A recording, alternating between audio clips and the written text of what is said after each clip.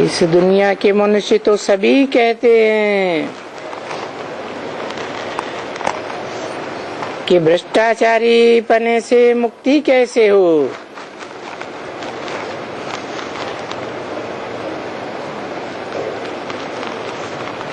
मुक्त कैसे बने।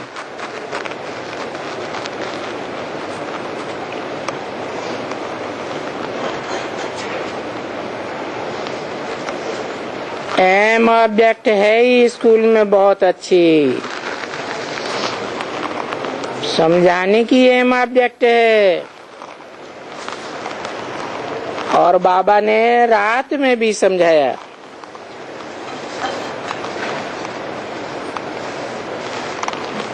जो कोई भी आते हैं समझने के लिए, उनको पहले पहले ऊंचे से ऊंचे भगवंत का परिचय दो।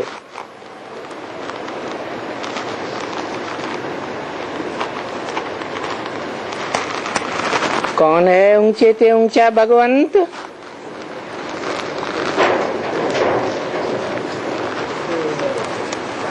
जो भ्रष्ट आचरण से बिल्कुल परे है।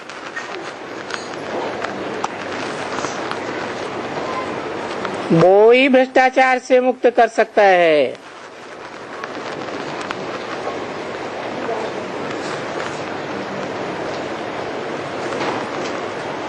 गाया भी जाता है ऊंचा तेरा धाम, ऊंचा तेरा नाम, ऊंचा तेरा काम।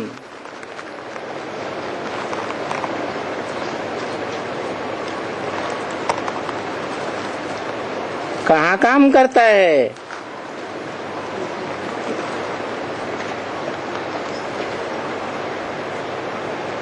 ऊंचे से ऊंचे सप्तधाम में काम करता है क्या?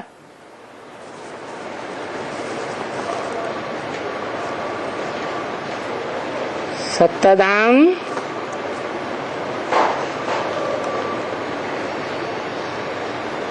जहाँ सत्य आत्माएं रहती हैं,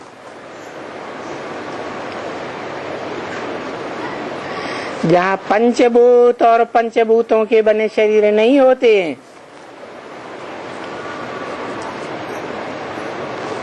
वहाँ काम करता है।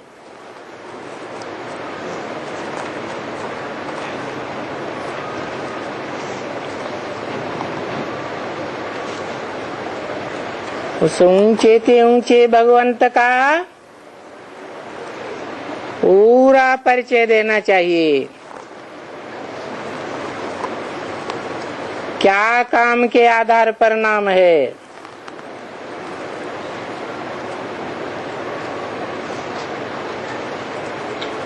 और काम कौन से धाम में आकर करता है?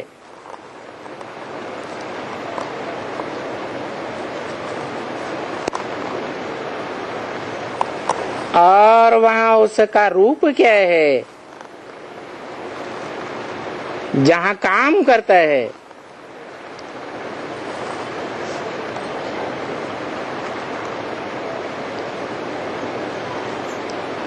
गुण क्या है?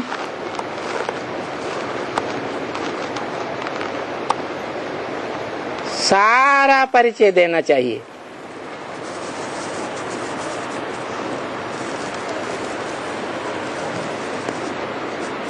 त्रिमूर्ति के चित्र में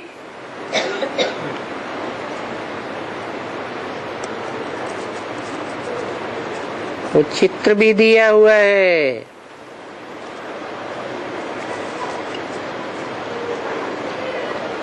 ऊंचे से ऊंचे भगवंत का।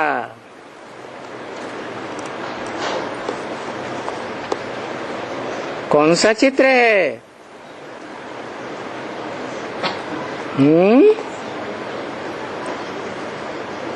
त्रिमूर्ति के चित्र में। अरे शंकर का चित्र है।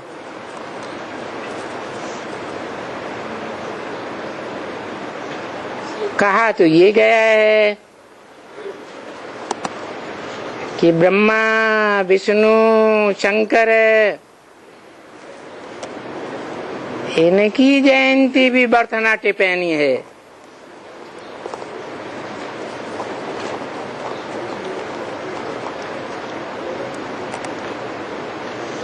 जयंती और अंत में पूरी जय जयकार।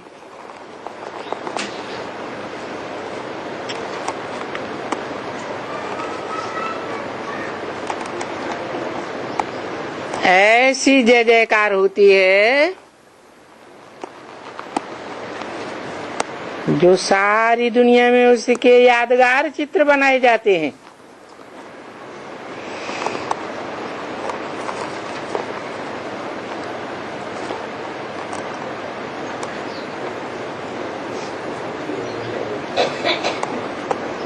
भले वो विचित्र है,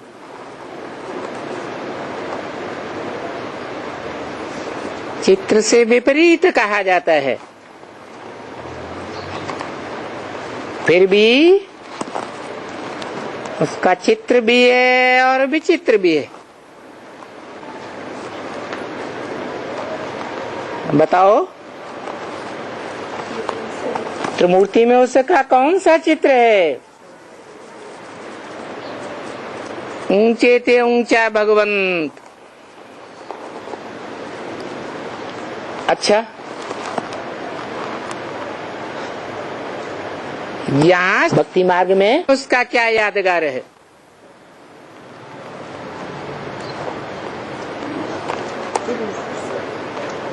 यादगार तो संपूर्णता का ही बनता है, अधूरे रूप का तो यादगार नहीं बनता है।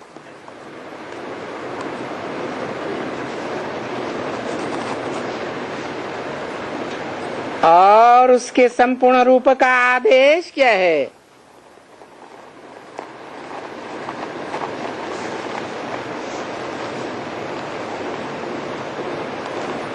आदेश है ही बेहद के बाप से, जो ऊंचे ते ऊंचा भगवंत है।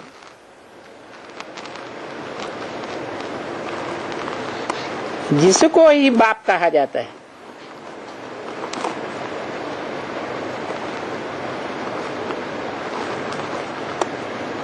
मनुष्य सृष्टि का भी बाप कहा जाता है, आत्माओं का भी बाप कहा जाता है।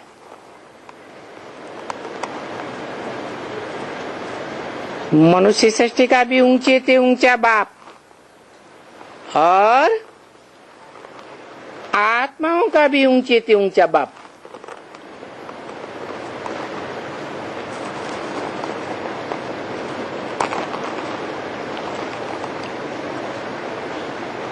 उनको भगवान कहा जाता है।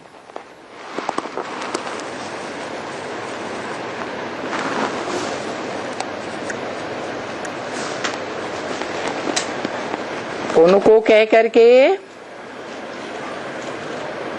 दूर कह दिया, उनको, इनको नहीं। जो तथाकथित बेसिक नॉलेज लेने वाले ब्रह्मा कुमार कुमारी समझते हैं।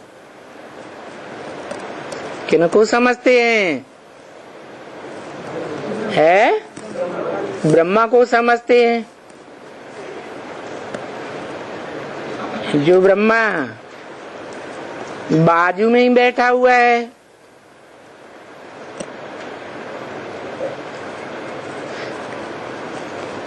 तो इनको नहीं कहा जाता है ऊंचे ते ऊंचा भगवंत।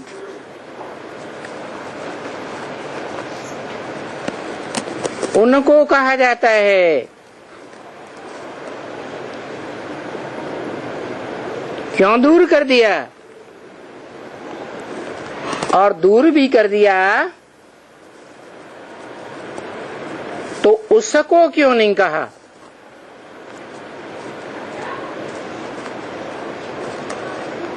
एक को क्यों नहीं कहा?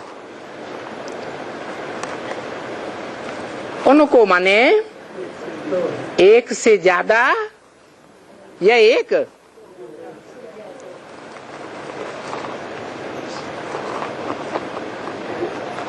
जबकि उनके जो नीचे है, ऊंचे ते ऊंचे भगवंत के जो नीचे हैं,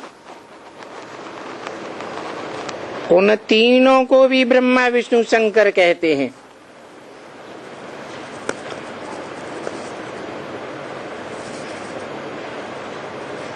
कौन है वो? जो ऊंचे से ऊंचा भगवंत है और ब्रह्मा विष्णु शंकर उसके नीचे हैं।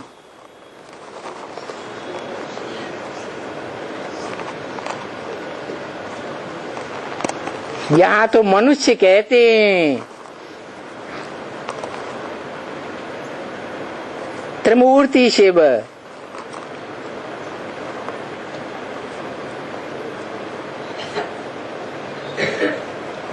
कहते तो हैं परंतु जानते नहीं हैं कि वो ऊंचे ते ऊंचा भगवंत कौन है।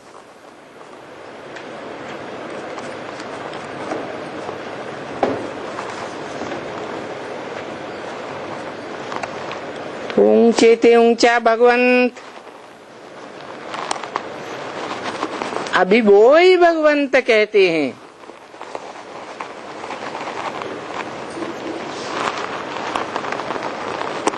जो ऊंचे ते ऊंचा है, कहते हैं माने ऊंचे ते ऊंचे धाम, सत्य धाम, परम धाम में बैठकर कहते हैं है? वहां आवाज होती है कि वाणी से परे धाम है, तो वहां तो नहीं कहते होंगे।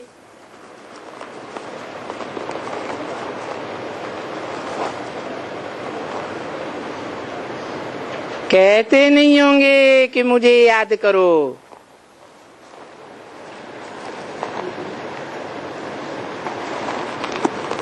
सत्ताधाम में बैठ कर कहते होंगे कि मुझे याद करो। उनको वहां मुख होता है, हाथ पांव नाक आंख कान होते हैं, वहां तो नहीं होते। तो जो दुनिया में यादगार बनती है वो परमधाम के रूप की यादगार बनती है या कोई और देश है?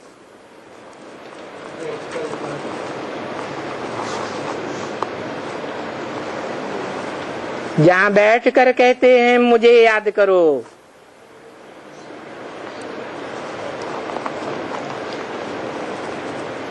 तो पावन बन जाएंगे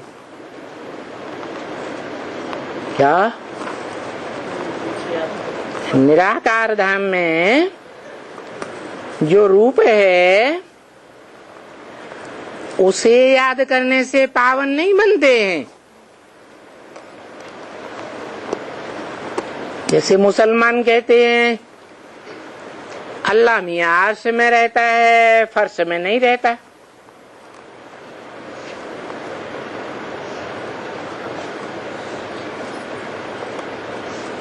तो क्या मुसलमान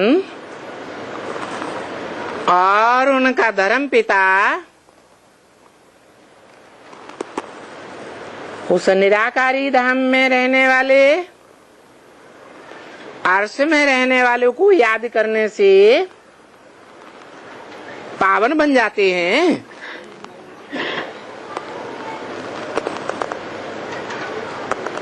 पावन बनकर पावन दुनिया स्वर्ग में आते हैं? आते हैं?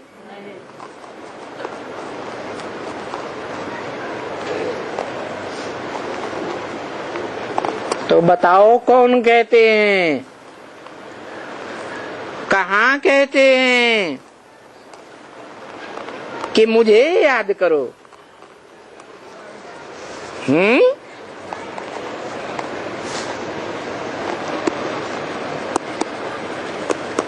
मुझे याद करते हैं तो पावन बन जाते हैं। कोई नहीं बताता है। साकार दुनिया में आकर कहते हैं वो निराकार ज्योति बिंदु साकार दुनिया में आकर मुख से कहते हैं।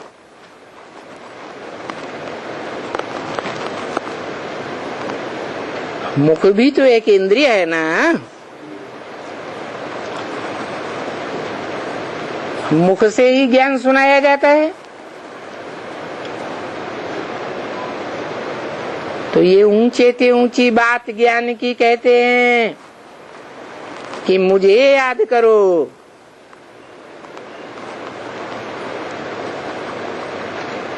कहने वाली आत्मा कौन है?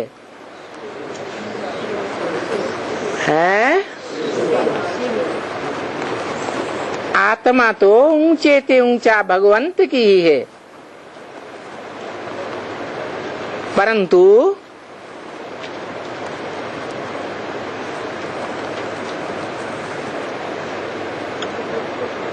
ऊंचे से ऊंचे भगवंत को मुख नहीं है। तो किसका आधार लेते हैं? जिसका आधार लेते हैं उसका नाम क्या रखते हैं?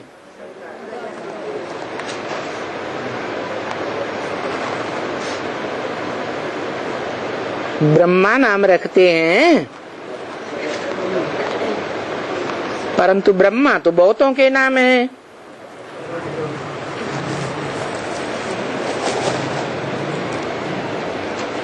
कौन से ब्रह्मा के द्वारा कहते हैं कि मुझे याद करो?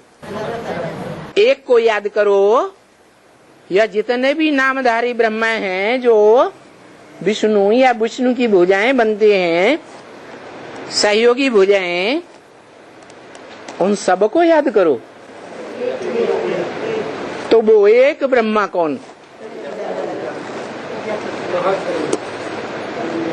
प्रजापिता ब्रह्मा।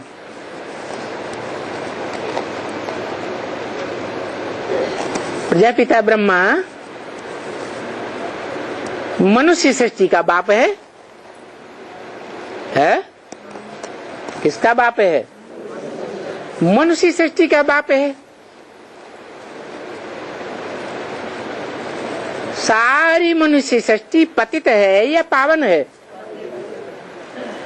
सब पतितों का बाप है। तो सबसे जास्ती पतित से पतित बाप होगा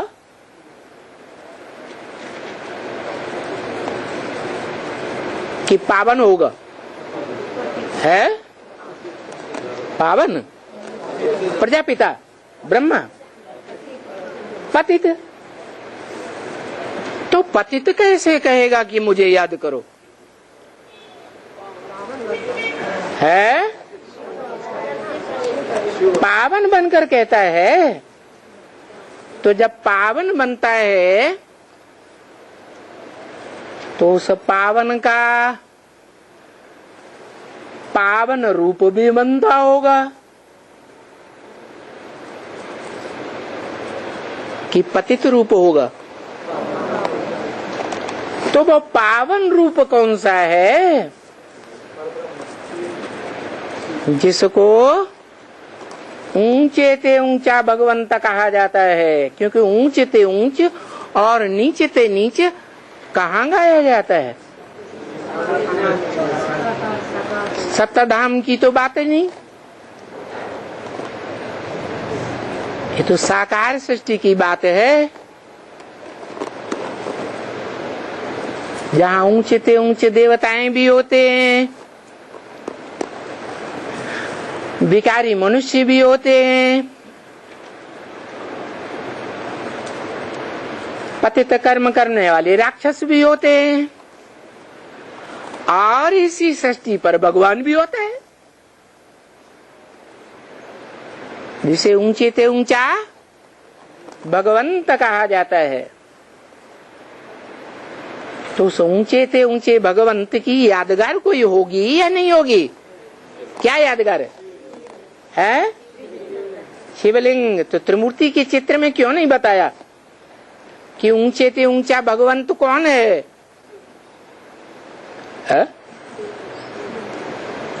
कौन है? ब्रह्मा विष्णु शंकर है? देव ब्रह्मा, देव विष्णु और उनसे भी ऊंचे महादेव शंकर है? वो भी नहीं तो कौन है?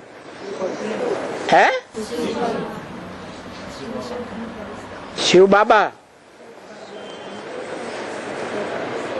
जो ब्रह्मा कुमारियां चित्र में दिखाती हैं कि पहले पहले इस चित्र का परिचय देना चाहिए। लिंग दिखाई दिया, उसके 32 गुण दिखाई दिए, कहती हैं कि ये निराकार के गुण हैं। अब गुण या अवगुण साकार में होते हैं या निराकार में होते हैं?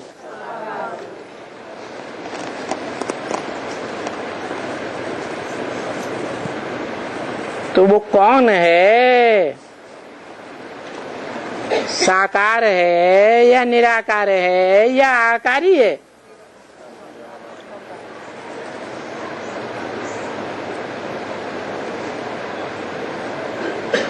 या तीनों ही नहीं है?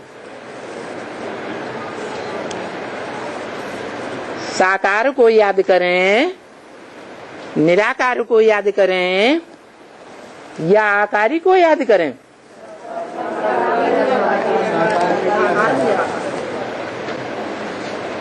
क्योंकि पतित भी तब बनते हैं जब दो का संग होता है, कम से कम। या अकेले पतित बनते हैं?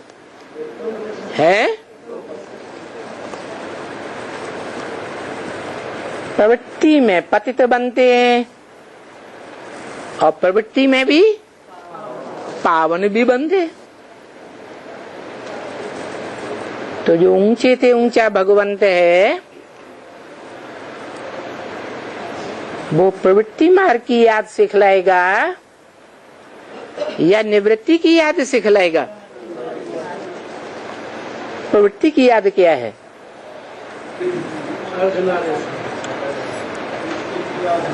अर्धनारीश्वर, आधा पुरुष आधा स्त्री।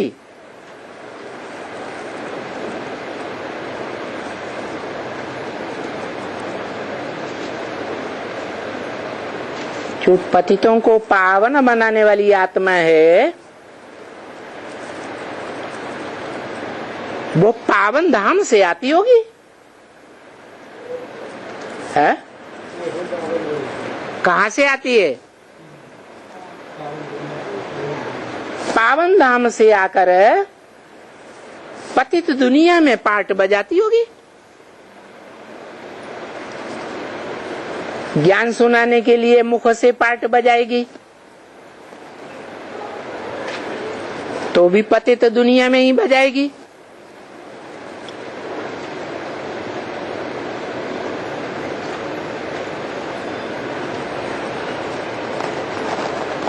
तो ये कैसे कहते हैं कि मुझे याद करो?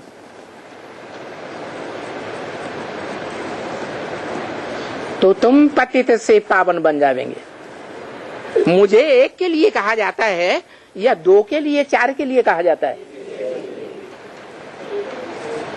तो कौन है वो? साकार में निराकार, माना एक साकार आत्मा एक निराकार आत्मा। तो दोनों में कौन कहता है मुझे याद करो? निराकार कहता है। जो सदा निराकार है, निरंजन निराकार है, वो कहता है। आत्मा कौन सी कहती है मुझे याद करो? है शिव की आत्मा कहती है मुझे याद करो। डकैत को याद करेंगे तो डकैत बनेंगे, चोर को याद करेंगे तो चोर बनेंगे। शिव की आत्मा निराकार तो क्या बनेंगे? निराकार बनेंगे। शिव की आत्मा 5000 वर्ष तक परम धाम में पड़ी रहती है, तो हमारी निराकार आत्मा कहाँ पड़ी रहेगी? मंजूर है? नहीं तो निराकार तो साकार में आता है ना। आते तो हैं, लेकिन कहते कौन है मुझे याद करो? अरे कहने वाली एक आत्मा होगी या दो आत्माएं साथ साथ गीत गाएंगी, मुझे याद करो, दो तरह की आवाज निकालेंगी। है मनुष्य का भाव कैसे ही मुझे याद कर, क्योंकि सदा कायम जो है इस सृष्टि पर वही रहती है। इन्होंने एक नई बात बता दी कि सृष्टि पर है सदा कायम कोई चीज नहीं है। सदा कायम एक शिव बाबा ही है। तो जो सदा कायम इस सृष्टि पर शिव बाबा है, वो परमधाम में भी सदा कायम रहता है क्या? बताओ बताओ, जल्दी बताओ। है? परमधाम में तो नहीं रहता है, वो तो इस सृष्टि पर सदा कायम रहता है, जिसके लिए गीता में भी बोला है, ना सतो विद्यते भावो ना भावो विद्यते सत। जो सत्य है उसका इस सृष्टि पर कभी अभाव नहीं होता, और जो झूठा है वो आज है कल नहीं होगा। जैसे भारत खंड है इस सृष्टि पर सदा है या कभी लोप हो जाता है? सदा है। और दूसरे धर्म खंड हैं, चीन जापान बौद्धी धर्म खंड,